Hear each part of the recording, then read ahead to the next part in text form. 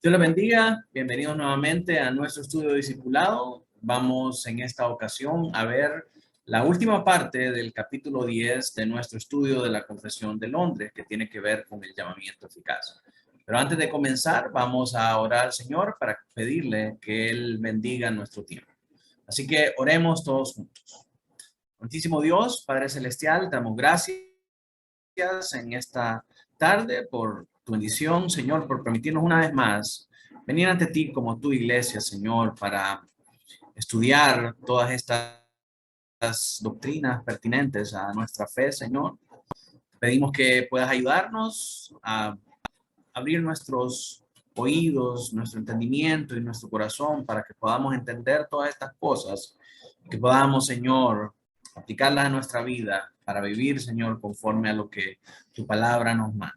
En el nombre de Cristo Jesús oramos. Amén y amén. Bien, vamos a desplegar entonces nuestro material para esta noche.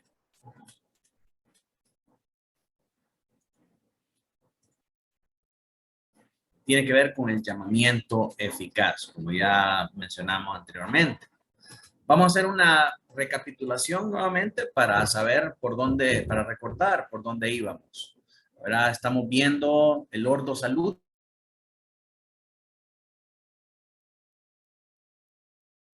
el orden de la salvación. Leí en Romanos 8, 30, que se nos presenta ahí el orden en el cual Dios trae la salvación a los hombres. Y en ese contexto estamos estudiando primeramente el llamado eficaz, el llamamiento eficaz. Anteriormente, cuando vimos el decreto de Dios, vimos la elección, ahora estamos viendo el llamado. Así que a la luz de ese llamado, vimos que en el párrafo 1 nos habla acerca de las cuestiones generales de este llamado. Nos dice que sus receptores son aquellos que el Padre eligió, su autor es el Padre, la ocasión en la que acontece este llamado es en la hora señalada por el Padre, su eficacia es totalmente eficaz y hoy vamos a hablar un poco de esto al final, y sus medios, los medios por el cual se lleva a cabo este llamado es únicamente la palabra del Señor y su espíritu operando en nosotros la nueva vida. Estas cosas son las que traen la fe y el arrepentimiento. Su transición, la transición que se lleva a cabo a través de el llamamiento eficaz es el paso de muerte espiritual a vida espiritual. Y la operación que se lleva a cabo es la de regeneración, el volver a la vida y la conversión, el convertirse de sus malos caminos para convertirse en una nueva criatura que es que responde a la naturaleza espiritual. Así que en el segundo párrafo encontramos nosotros las cuestiones que son más específicas acerca de este llamamiento eficaz. Y cuando estudiamos este segundo párrafo, decíamos que Dios salva por su gracia solamente. Efesios 2, 8 y 9 nos dicen eso. La salvación es por fe y esto no de vosotros, sino que es un don de Dios. Es un don que recibimos por la gracia de Dios. Luego, el hombre es pasivo en esta obra regeneradora, porque está muerto en sus pecados y delitos. Eso nos dice Efesios 2:5. Por último, Dios lo trae de nuevo a la vida por medio del poder del Espíritu Santo para que pueda escuchar la palabra, nos dice Juan 5:25. Esta es la cuestión relacionada con los medios, cómo obran los medios este llamamiento eficaz. Es un asunto de la gracia de Dios solamente, en el que el hombre no tiene absolutamente nada que hacer, es totalmente pasivo, sino que el Espíritu Santo, el que trabaja en él, y a través de esta operación Dios lo trae de nuevo a la vida por ese poder del Espíritu Santo cuando escucha la palabra. Seguidamente vimos el párrafo 3 y las conclusiones a las que llegamos, que tienen que ver con la instrumentalidad de la palabra, usted recuerda, y nos planteábamos la cuestión de qué pasa con los bebés que mueren en su etapa infante y qué pasa con aquellos que son mentalmente discapacitados. Bueno, la confesión nos deja ver que si son elegidos van al cielo. ¿Y cuál es la base bíblica para esto? Juan 3:8. El viento sopla de donde quiere y oyes su sonido, mas no sabes de dónde viene ni a dónde va. Así es todo aquel que es nacido del Espíritu. Dios salva a quien quiere y como quiere, porque Él es soberano para actuar a través, por encima y en contra de los medios que Él mismo ha establecido. ¿Cómo sabemos quién es elegido y quién no? Pues no lo sabemos. Salmo 3:8 nos dice, la salvación es de Jehová y sobre tu pueblo sea la bendición. La salvación es del Señor. El Señor sabe quiénes son los que han de ser salvos. No nos toca a nosotros, no nos corresponde a nosotros saber quiénes son los que serán salvos. Entonces, ¿cómo podemos consolar a una persona que ha perdido a alguien que no tiene la capacidad para escuchar la palabra? Bueno, a través del conocimiento, de los tres conocimientos que vimos anteriormente. El carácter de Dios, nuestra culpabilidad y el propósito de Dios. En el marco del carácter de Dios, bueno, vimos que su propósito es la salvación y la santificación de sus elegidos y el castigo de los malos. Y lo que sea que Dios haga, Él es más sabio, justo y bueno que nosotros. Ese es su carácter. Dios no va a hacer nada que está malo. Dios va a obrar siempre la justicia, logrando la salvación y la santificación de los elegidos y el castigo de los malos. Y este a su vez es su propósito para todos aquellos que Él eligió. Debemos entonces reposar en su soberanía y descansar en que la salvación efectivamente es del Señor. Primera de Corintios 1:25 nos dice, porque lo insensato de Dios es más sabio que los hombres y lo débil de Dios es más fuerte que los hombres. Nuevamente aquí solo estamos haciendo una recapitulación acerca de los temas que hemos venido viendo. En el párrafo 1, los aspectos generales acerca de este llamamiento eficaz. En el aspecto 2, en el párrafo 2, perdón, ya aspectos específicos de los medios. Y en estos párrafos 3 y 4 estamos hablando acerca de la instrumentalidad de su palabra en la salvación de tres grupos particulares. En primer lugar, los infantes y discapacitados mentales, que lo cubrimos en la lección anterior. Y en esta nueva lección vamos a ver el párrafo 4, en la primera parte, que nos habla acerca de las personas que no son elegidas. Y la segunda parte nos habla acerca de los paganos ignorantes. Así que, viendo estos dos grupos que están contemplados en el párrafo 4, la primera parte, y en el párrafo 4, la segunda parte, respectivamente.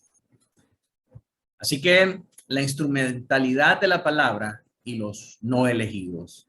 Leamos primeramente qué dice la confesión acerca de estos no elegidos y su salvación.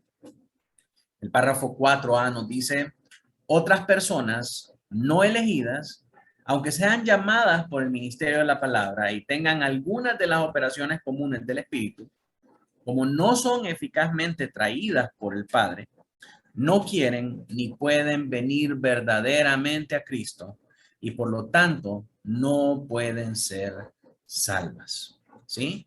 Las personas que no son elegidas no han sido llamadas por el Padre, por lo tanto no quieren, y eso es algo que tenemos que entender bien nosotros y que nos penetre en la cabeza y en el corazón, que no es que pobrecita a estas personas no se les dio una oportunidad. El problema es que no quieren nada de Dios. Entonces, como no quieren, no pueden venir verdaderamente a Cristo. Y por lo tanto, no pueden ser salvos. Salvarse quieren, por supuesto, todo el mundo quiere salvarse, nadie quiere ir al infierno, pero nadie quiere vivir la vida que Dios nos manda vivir y obedecer a los mandamientos que Dios nos manda obedecer para poder heredar la salvación, para recibir ese don de Dios.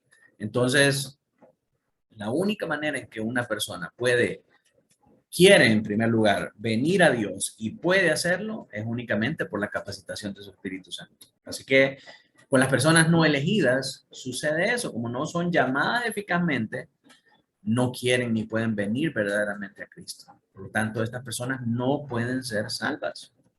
Muchos se han muerto sin venir a Cristo. ¿Qué pasa con ellos? No pueden venir a Cristo. en el día del juicio se comparecerán ante el tribunal de Cristo y serán hallados culpables. Pero qué malo es Dios, ¿cómo hace eso? Hermanos, ninguno de nosotros tiene excusa, nos dice Romanos 1, y todos hemos pecado contra Dios, y a menos que el Padre haga la obra de nosotros, no podemos reconocer nuestra culpabilidad. Entonces, Dios no es malo por condenar a los impíos. Dios no es malo por condenar a aquellos que lo niegan, que le dan la espalda y que no quieren nada de Él, sino que más bien Él manifiesta su justicia perfecta, castigando a esos impíos que no quisieron nada con Él y recompensando a sus hijos que le buscaron cuando fueron efectivamente llamados. Así que, ¿cómo afirmamos esta posición desde el punto de vista de la Escritura?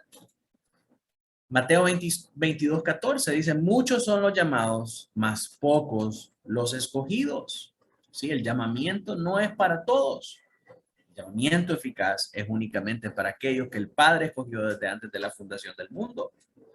Mateo 13:20 al 21 dice, y el que fue sembrado en pedregales, este es el que oye la palabra y al momento la recibe con gozo, pero no tiene raíz en sí, sino que es de corta duración. Pues al venir la aflicción o la persecución por causa de la palabra, luego tropieza. Aquí nos está hablando de la parábola del sembrador. Y esta es la semilla que cayó en pedregales, ¿verdad? Estos son aquellas personas que reciben el evangelio gratamente, están convencidos de que el evangelio son las buenas nuevas de Dios para salvación, pero aunque están convencidos, no están convertidos. El Espíritu Santo no ha hecho la obra en sus corazones. Por lo tanto, su caminar en fe dura únicamente por cierto tiempo y después se apartan. Y al apartarse, evidencian que nunca fueron de nosotros, nunca fueron parte del rebaño del Señor, porque si hubieran sido realmente, nunca se hubieran apartado. Entonces, el Señor Jesucristo nos habla de esta realidad. Note que no es ni siquiera Juan Calvino, sino que es el Señor Jesucristo el que está utilizando esta terminología de elegidos, de predestinados y aquellos que no. Entonces nos dice que hay unos que sí van a responder y hay otros que no. ¿Por qué responden estos que sí? Porque fueron escogidos desde antes de la fundación del mundo. Y los que no, simple y sencillamente fueron dejados en sus malos caminos y en sus malos procederes. Miremos algunos otros versículos. Hebreos 6, del 4 al 6 nos dice, porque es imposible que los que una vez fueron iluminados y gustaron del don celestial y fueron hechos partícipes del Espíritu Santo y asimismo gustaron de la buena palabra de Dios y de los poderes del siglo venidero y recayeron, sean otra vez renovados para arrepentimiento, crucificando de nuevo para sí mismos al Hijo de Dios y exponiéndole al vituperio.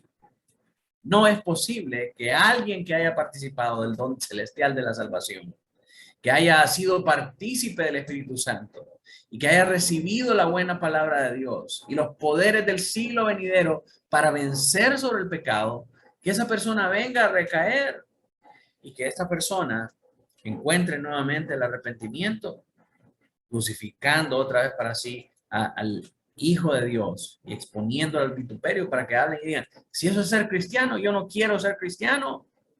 Las personas que pasan por este tipo de proceso verdaderamente no son salvas. Eso es lo que nos está diciendo Hebreos. Porque no es posible que alguien que haya participado de todas estas riquezas celestiales vuelva atrás y se aparte totalmente y que busque nuevamente arrepentimiento, ganándose el vituperio de la gente, no para ellos mismos, sino que para Dios y para su excelente obra. Entonces, mis hermanos, es imposible que alguien que haya sido llamado vuelva para atrás. El que fue llamado va a ser salvo y el Señor se va a asegurar de mantenerlo sin caída hasta el día de Cristo. Mateo 7, del 22 al 23, dice el Señor, muchos me dirán en aquel día, Señor, Señor, ¿no profetizamos en tu nombre? Y en tu nombre echamos fuera demonios, y en tu nombre hicimos muchos milagros. Y entonces les declararé, dice el Señor, nunca os conocí. Apartaos de mí, hacedores de maldad. O sea, aquí el Señor muestra claramente que hay algunos que pensaron que eran cristianos por las cosas que hacían, por la autoridad que tenían, por el respaldo que tenía su ministerio. Sin embargo, el Señor les va a decir, nunca los conocí. Apártense de mí, hacedores de maldad. ¿Se da cuenta? Hay unos escogidos que son llamados y esos van a responder y esos van a estar con el Señor. Pero hay otros que creen que lo son. Sin embargo, su vida, su obra no demuestra esta nueva naturaleza, este nuevo nacimiento, esta vida apartada del pecado. Y a esos el Señor les va a decir, nunca los conocí, apártense de mí, hacedores de maldad. Entonces, esto es tremendo, hermano. ¿Por qué no pueden ser salvos los que no han sido elegidos? Bueno, Juan 6, 44 al 45 nos da la respuesta. Dice el Señor Jesucristo, ninguno puede venir a mí si el Padre que me envió no le trajere, y yo le resucitaré en el día postrero. Verso 45. Escrito está en los profetas y serán todos enseñados por Dios. Así que todo aquel que oyó al Padre y aprendió de él, viene de mí. Jesús está diciendo acá, la única manera en que alguien puede ser verdaderamente salvo y buscar a Jesús y acudir a Jesús es porque el Padre lo haya enviado. El Padre lo haya traído, perdón. ¿Y de qué manera lo trae el Padre? A través del llamamiento eficaz. Esta es la manera en cómo una persona puede venir al conocimiento de Jesucristo y a la salvación. Únicamente si el Padre lo trae, entonces ese va a ser verdaderamente salvo. Si el Padre no lo trae, si vino por el convencimiento de la elocuencia del pastor, por la presión social de las personas alrededor, por los efectos especiales que hay en el templo, esa persona no va a ser verdaderamente salva. Solamente aquellos que fueron traídos por el Padre pueden conocer a Jesús para tener salvación. Otro verso que nos dice por qué los que no son elegidos no pueden ser salvos es Juan 6, del 64 al 65. Miren lo que dice, pero hay algunos de vosotros que no creen, porque Jesús sabía desde el principio quiénes eran los que no creían y quién le había de entregar. Y dijo, por eso os he dicho que ninguno puede venir a mí si no le fuere dado por el Padre. Lo afirma nuevamente y dice que él sabía quién iba a creer y quién no iba a creer desde el principio. Entonces, por eso él se atreve a afirmar con tanta autoridad que nadie puede venir a él si no fuere dado por el Padre. Juan 8:24 dice, por eso os dije que moriréis en vuestros pecados, porque si no creéis que soy yo, en vuestros pecados moriréis. El que no cree no puede ver al Hijo, no puede participar de su resurrección, va a morir irremisiblemente en sus pecados. ¿Por qué? Porque no es de los elegidos, porque no fue traído por el Padre, porque no lo conoció desde el principio, no fue facultado por el Espíritu Santo para responder a este llamamiento eficaz. Así que en ese sentido es muy clara la palabra en cuanto a la razón por la que aquellos que no han sido elegidos, que no son parte de los elegidos, no pueden ser salvos. De nuevo, vuelvo a la carga. ¿Cómo sabemos nosotros quiénes son elegidos y quiénes no son elegidos? No lo sabemos, aún hasta el día de hoy. No sabemos si en medio de nosotros hay personas que manifiestan ser cristianos, que son como aquellos que dicen en tu nombre echamos fuera demonios y decimos grandes maravillas. No sabemos si al final de los tiempos el Señor les va a decir, apartados de mí, nunca los conocí. Hasta el final de los tiempos vamos a saber si una persona fue salva o no, por lo menos hasta el final de su vida. ¿Cómo sabemos que una persona es salva o no? Porque persevera en su caminar, porque hay frutos en su vida, porque persevera hasta el fin. Esa es la manera en la que nosotros podemos conocer si alguien verdaderamente forma parte de los elegidos de Dios. Mientras tanto, no debemos asumir aquí en la tierra, por actitudes pecaminosas que son manifiestas entre nosotros, que este es elegido y que este no. Nosotros debemos predicar el evangelio, dejar que Dios haga la obra salvífica en cada uno de los corazones y tratar a todos aquellos que responden como que si fueran elegidos. El tiempo y los frutos de su vida van a decir si esa persona verdaderamente es salva y es parte de los elegidos. Entonces, el segundo punto es qué pasa con los paganos ignorantes. Aquellos que no conocen al Señor, que nunca han escuchado y que no tienen ni la más remota idea de que existe un evangelio y de que tenemos que creer en el Señor Jesucristo para ser salvos y arrepentirnos de todos nuestros pecados para buscarlo a Él, previo a la obra salvadora y regeneradora del Espíritu en sus vidas. ¿Qué pasa con este grupo de personas? Bueno, la confesión en el párrafo 4b nos dice, mucho menos pueden ser salvos los que no reciben la religión cristiana, por muy diligentes que sean en ajustar sus vidas a la luz de la naturaleza y a la ley de la religión que profesan. No pueden ser salvos aquellos que no profesan fe en el Señor Jesucristo. Aunque sean muy meticulosos, muy ordenados, muy disciplinados en sus asuntos, en su vida de piedad, en su vida devocional. Yo miro, por ejemplo, los musulmanes, qué gente más disciplinada y qué gente más ordenada. 5 veces al día, ellos se postran en tierra a donde estén, no les importa, en el centro comercial, en el mercado, en el banco, a donde ellos estén, sacan su alfombrita y se ponen a orar en dirección a la Meca, que es el edificio santo, el edificio sagrado de ellos, y se ponen a orar a su Dios. ¡Ay, qué lindo! ¡Qué personas más devotas a su religión!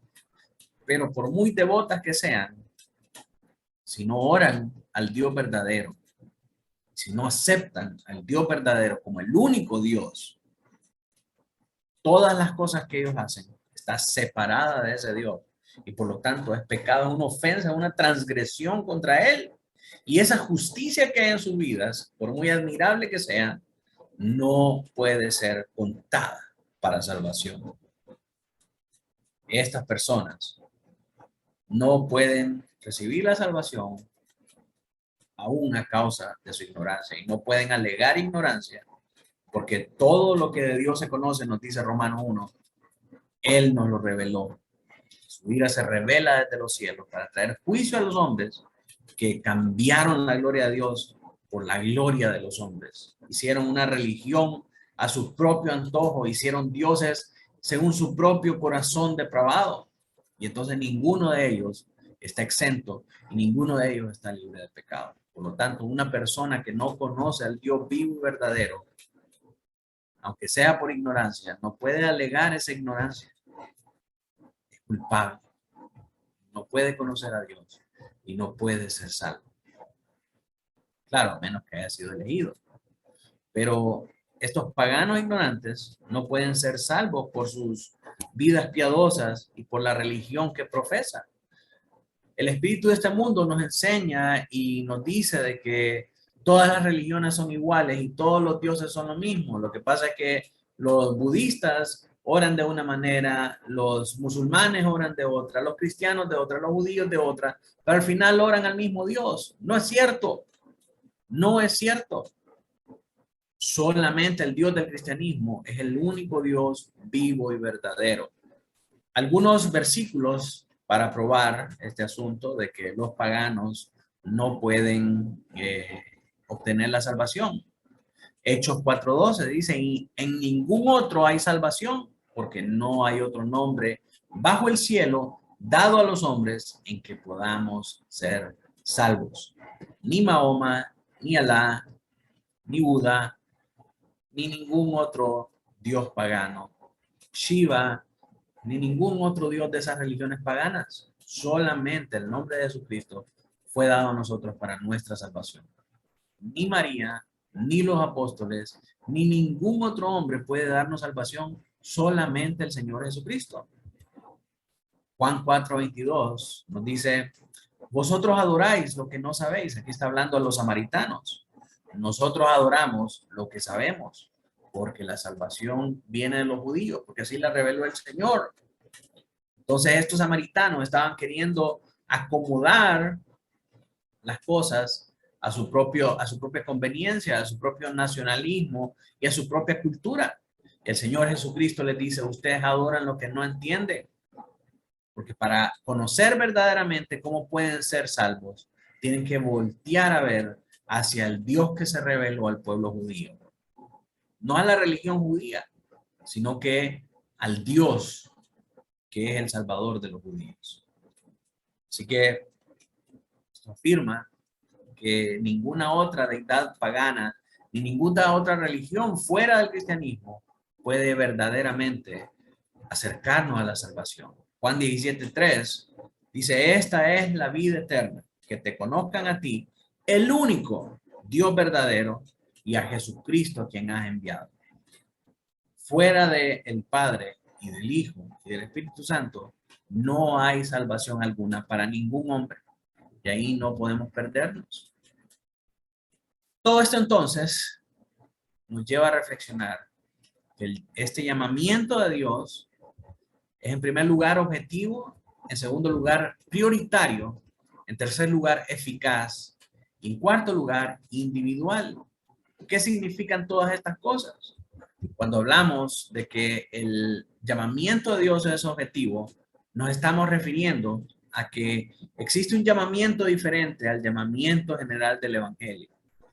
Es decir, hay un llamamiento general que viene por la predicación del Evangelio. A eso se refiere Jesús cuando dice, muchos son los llamados. Todos reciben ese llamamiento general de venir a Cristo, de rendirse ante Él, de creer en Él, de arrepentirse de sus pecados. Todos reciben ese llamamiento por medio de la predicación de la palabra. Sin embargo, a pesar de que existe ese llamamiento general, hay un llamamiento objetivo o un llamamiento específico, que es aquel que atienden los que fueron escogidos. Los llamados no son todos los que oyen el Evangelio. Podemos estar en un auditorio con 5,000 personas y 5,000 personas pueden escuchar el Evangelio, pero solamente aquellos que fueron escogidos son llamados efectivamente de una manera objetiva para responder a ese llamado general del Evangelio. Solamente aquellos que han sido salvados mediante los textos que estudiamos. Cuando nos dice el Señor Jesucristo, muchos son los llamados, pocos los escogidos. Nadie viene a mí si el Padre no lo trae. Entonces, en ese sentido, el llamamiento es objetivo, porque es específicamente para aquellos que el Padre eligió. En segundo lugar, es prioritario. Y aquí es muy importante que podamos entender a qué se refiere con prioritario. Porque el llamamiento eficaz es antes de cualquier respuesta humana. No es que yo levanté la mano y yo dije que sí, yo acepté a Cristo en mi corazón y entonces Él me llamó. Como Dios vio mi reacción, Él me llamó por su llamamiento eficaz. No es así. Dios primero llama y después vienen todas las respuestas humanas. Por tanto, el llamamiento viene antes de la fe. Recordemos que cuando nosotros estamos en el mundo, estamos muertos en nuestros delitos y pecados. Somos un hombre muerto, un cadáver andante. Somos un cuerpo inerte tirado sobre una camilla helada. No tenemos vida, no tenemos la capacidad de responder a ninguno de los afectos espirituales. Por tanto, es hasta que el Señor nos llama que comienza la obra regeneradora a trabajar en nuestro corazón, en nuestra vida, y al pasarnos de muerte a vida, es que nosotros podemos recibir el don de la fe para creer y para arrepentirnos. Sin embargo, tenemos que entender que no hay un intervalo de tiempo. No es que primero nos llamó el Señor y ahora hay que esperar que nos regenere. No, si el Señor no trabaja con el gobierno. Los que son llamados creen inmediatamente. No hay un periodo de espera para ver si sí o si no. Si fuera así, entonces Dios no sería soberano. Entonces la obra del Señor no sería perfecta. Antes que una persona pueda arrepentirse de sus pecados y tener fe, tiene que ser primero llamada y regenerada. El Señor llama, luego regenera, y después de que una persona ha pasado de muerte a vida, esa persona puede creer, puede tener fe y puede arrepentirse de sus pecados. Sin embargo, el que una venga antes que la otra no debe prejuiciar nuestra predicación. No podemos venir y decir, no, es que yo ya le prediqué a ese y recibió el llamado, pero estamos esperando que el Espíritu Santo haga la obra de regeneración. No funciona así. Debemos predicar la verdad del Evangelio de una forma vehemente, esperando que el Señor haga su obra completa. Porque aquel que es llamado eficazmente va a ser regenerado y va a recibir la fe para creer y para arrepentirse. Nadie puede ser regenerado sin ser salvo. Eso no existe. No es que sí ya está regenerado, pero estamos esperando que manifieste frutos de salvación. Eso no es así. Si alguien ha sido llamado, va a ser regenerado. Y esa persona que fue llamada y regenerada va a ser salva, va a creer, va a arrepentirse. ¿Por qué? Porque el Señor ya empezó la obra de él y la hace manifiesta inmediatamente. Es también eficaz en que este llamamiento se demuestra en todos aquellos que son llamados, porque todos los que son llamados son salvos. Se demuestra por su relación con la elección. El llamamiento es el resultado de la elección. La elección es el modelo de llamamiento. ¿Qué quiere decir esto? El Señor eligió desde antes de la fundación del mundo. Entonces, esa elección que el Señor hizo antes de la fundación del mundo se concretizó, se materializó a través del llamado.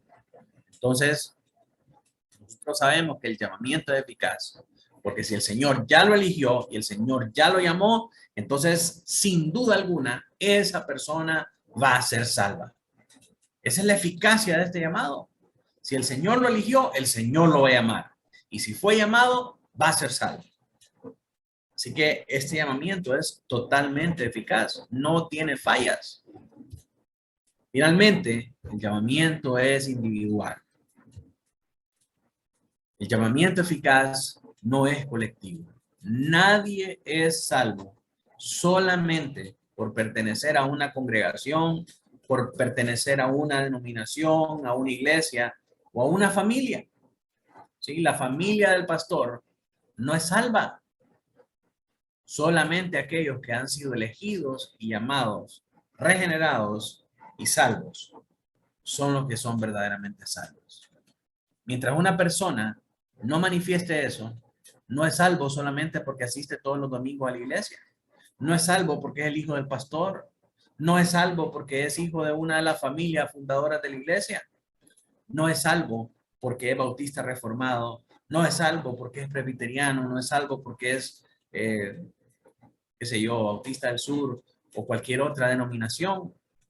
Es salvo porque fue elegido por el Padre, porque fue llamado por el Hijo, porque el Espíritu Santo ha hecho la obra regenerativa en su vida y ahora puede arrepentirse de sus pecados y tener fe para salvación en Cristo Jesús.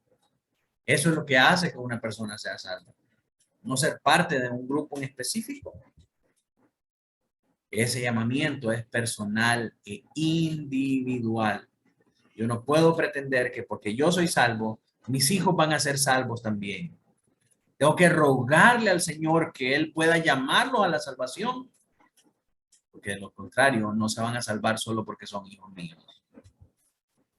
No podemos restringir al grupo o a la iglesia la efectividad del llamamiento eficaz, mientras negamos el llamamiento irresistible del individuo. ¿Sí? Dios llama a individuos. Cuando Él llama a estas personas, Él las va a llevar a la salvación. No podemos limitar este llamamiento personal tan importante a un llamamiento colectivo, porque estaríamos diluyendo su eficacia. estaríamos diciendo que alguien recibe ese llamamiento solo por ser parte de una iglesia. Y sabemos que esto no es así. Obedece a un orden divino establecido desde antes de la fundación del mundo a través de la elección. Así que tenemos que estar bien claros de que el llamamiento es individual. Por cuanto el llamamiento es individual, la salvación es individual. Y por esa razón también la membresía en una iglesia es individual, no es por familia. Cuando pasamos a las personas a ser miembros de la iglesia, lo hacemos porque personalmente han tenido una profesión verdadera de fe, no porque son parte de una familia. Nuestros hijos que no han venido al conocimiento de Cristo todavía no son salvos, todavía no pueden ser miembros de la iglesia. Hasta que tengan una conciencia de pecado, hasta que ellos sepan que son pecadores y que el Señor los haya salvado de sus pecados. En ese momento, entonces una persona está lista para ser parte de la iglesia. Está lista para participar de la ordenanza del bautismo. Está lista para integrar la membresía de la iglesia. ¿Por qué? Porque esta acción de salvación es individual y no es de grupo. ¿Sí? Cuando entendemos eso, entonces nosotros vamos a estar centrando completamente en ese esfuerzo individual que hace, no esfuerzo individual, sino que en ese esfuerzo que hace Dios por salvar a cada individuo. Y en eso se va a basar la eficacia de este llamamiento. Pero si decimos que es por un grupo, entonces nosotros vamos a diluir la eficacia de ese llamamiento. ¿De dónde sacamos que es eficaz? Porque al que Dios eligió, a ese llamó, y al que llamó, a ese salvó, y al que salvó, a ese también lo va a glorificar. Lo va a mantener firme hasta el día de Cristo. Entonces, eso es eficacia. Porque lo eligió, lo llamó, lo salvó y lo glorificó. O sea, lo va a llevar hasta la última consecuencia. Si está en el ojo de Dios, Dios se va a encargar de salvar. Así que, mis hermanos, ese es el fin de nuestra clase de esta noche. Le puedo pedir que si alguien tiene alguna pregunta en específico con respecto a este tema, que pueda mandármela por WhatsApp para responderla lo más pronto posible. Por hoy terminamos y voy a pedirles que podamos orar para despedir este tiempo. Oremos al Señor. Amado Dios, Padre Celestial, gracias Señor por este tiempo. Gracias por permitirnos, Dios mío, seguir edificando y seguir conociendo estas cosas que tienen que ver con la manera en la que tú llamas a aquellos que han de ser salvos. Señor, ayúdanos en esta noche a poder confiar en ti, Señor, a poder depositar nuestra fe, nuestra esperanza para salvación en ti, Señor.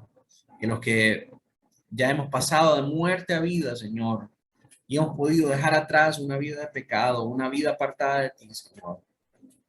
Que podamos seguir siendo fortalecidos, edificados, Señor, y asegurados en ti, en esa obra milagrosa que haces todos los días, Señor, al conformarnos cada vez más a la imagen de tu Hijo Cristo. Te pido también por aquellas personas, Señor, que aún no te conocen, aquellos, Señor, que todavía siguen muertos en sus delitos y pecados. Tráelos, Señor, por favor, de muerte a vida. Y ayúdale, Señor, a confiar en ti, por medio de la obra del Espíritu Santo, trabajando en sus corazones. En el nombre de Jesús oramos. Amén y amén. Gloria al Señor, mis hermanos. Muy buenas noches a todos. Y nos vemos nuevamente el viernes para nuestra reunión de oración. Buenas noches.